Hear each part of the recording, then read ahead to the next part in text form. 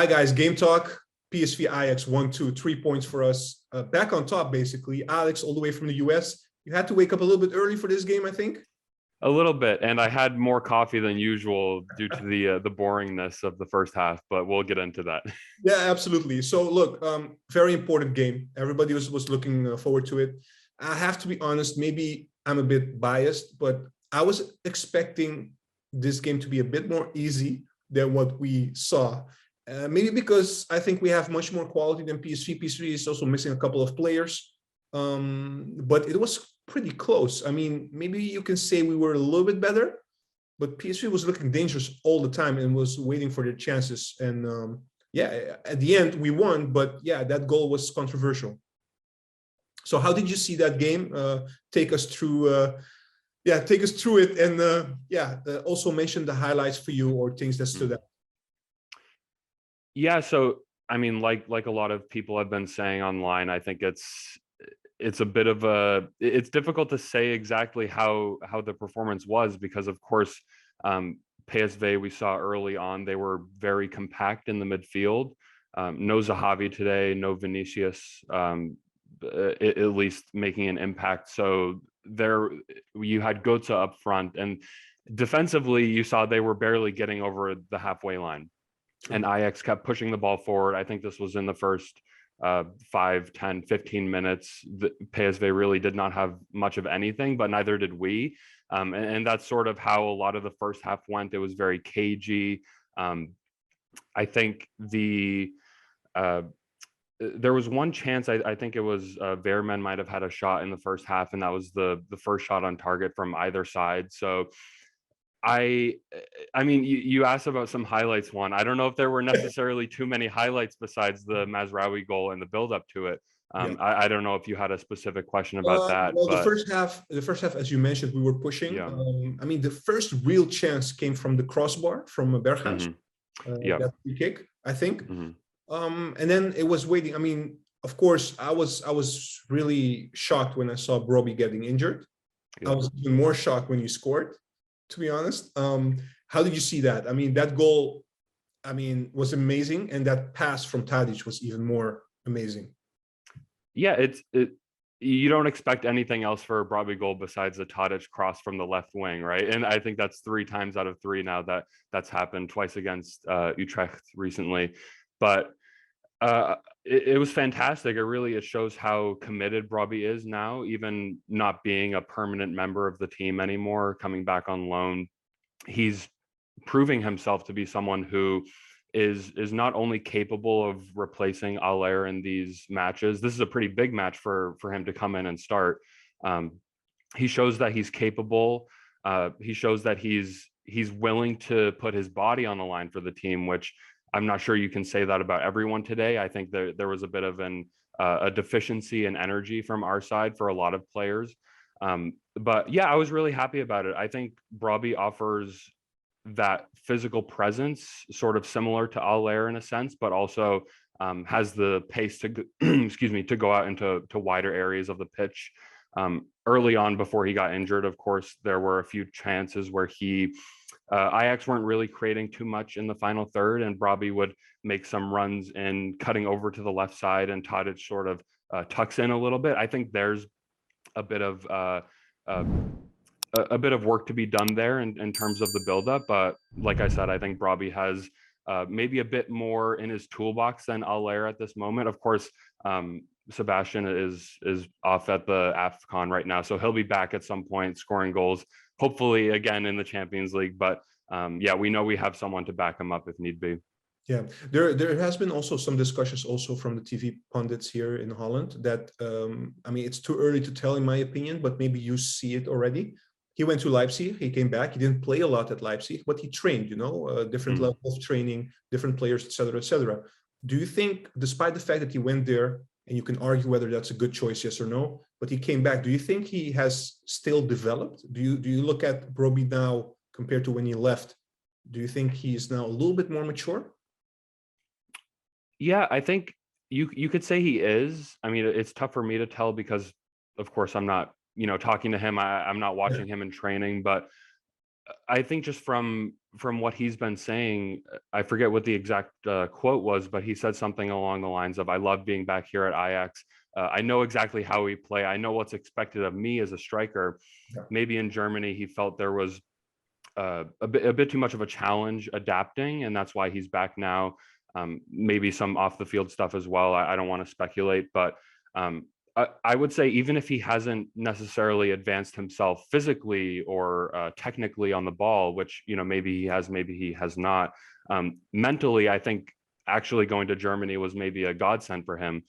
He got a different perspective. He got to feel what it was like at a quote unquote, you know, big or rich club, I guess you could say. I don't think Leipzig is bigger than Ajax by any chance, but I think hopefully he benefited from that opportunity, and I would love to see him back permanently.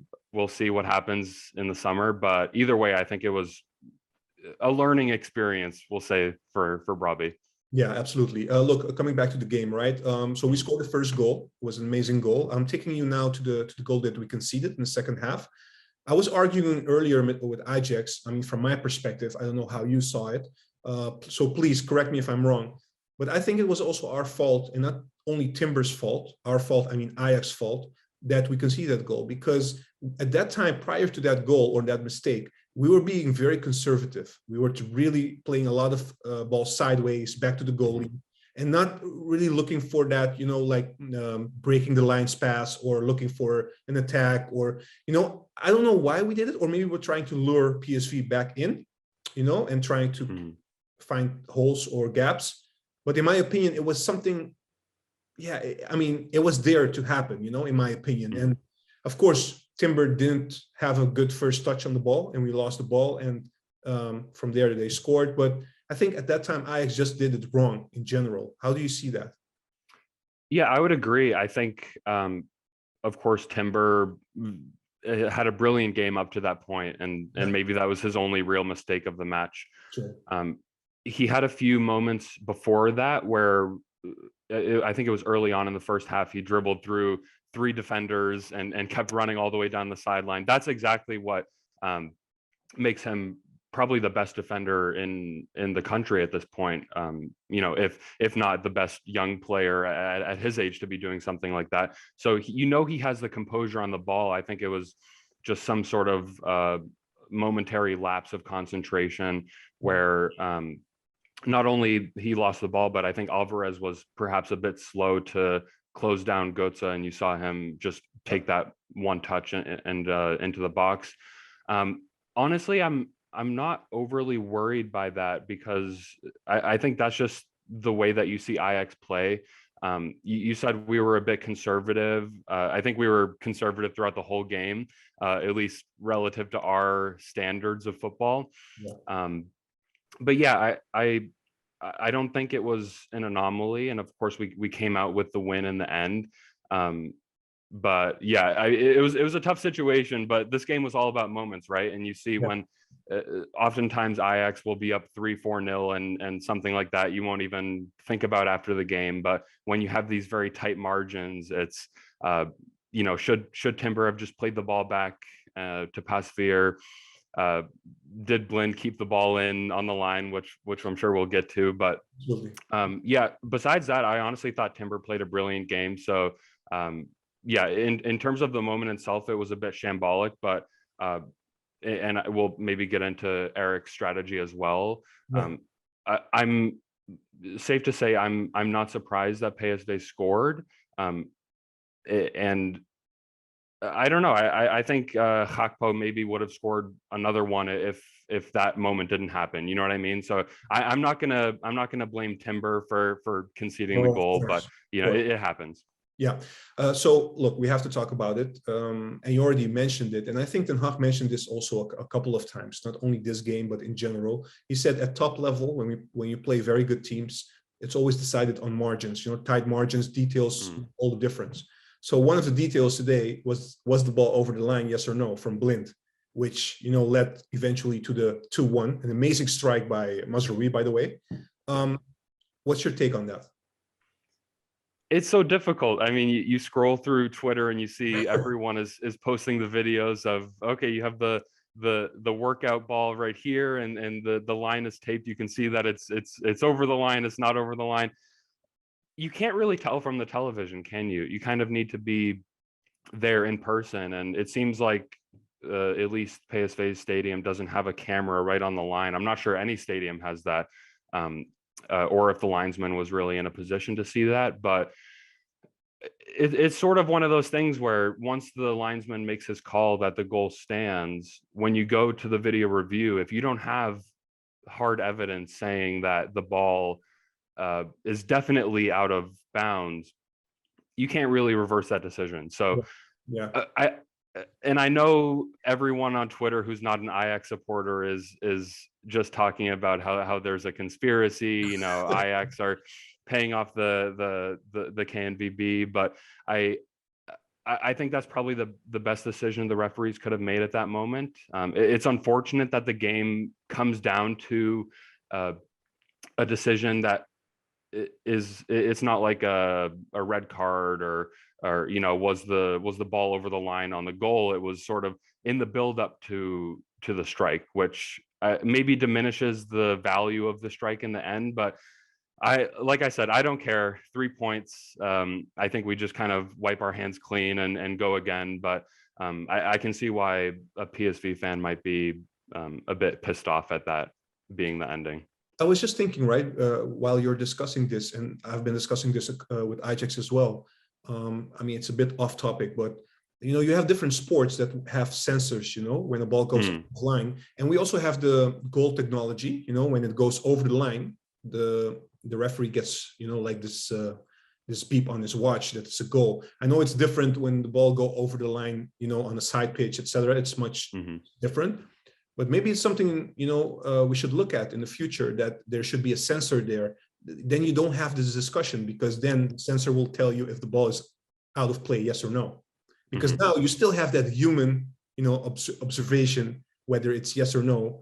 And yeah, it was very close. Honestly, it was very close. Yeah. Well, you know what the next thing after that, Juan, is we're gonna start putting sensors on the shin guards and on the whole player's body. So did he touch him? Did he get a touch to the ball? We can start sensing all of those minutia. Yeah, well, okay, it was only an idea, but you're not a fan. No, I like it. I like it. Look, just to cap off, it was a big win, and you wanted to mention. I mean, you said maybe we'll talk about it at the end. Let's talk about it right now. In general, the tactics of Ten Hag. What was the tactics in your view? And do you think it was the right tactic? I mean, of course, it's difficult to argue against when you win. But yeah, I mean, in general, I already told you, my feeling was we were very conservative. Not very, but we were conservative. And I expected actually Ajax to come out of the gate exactly how we played against Utrecht. So I was a bit surprised that we were a bit more, but maybe it also had to do with PSV. So what's your take on that?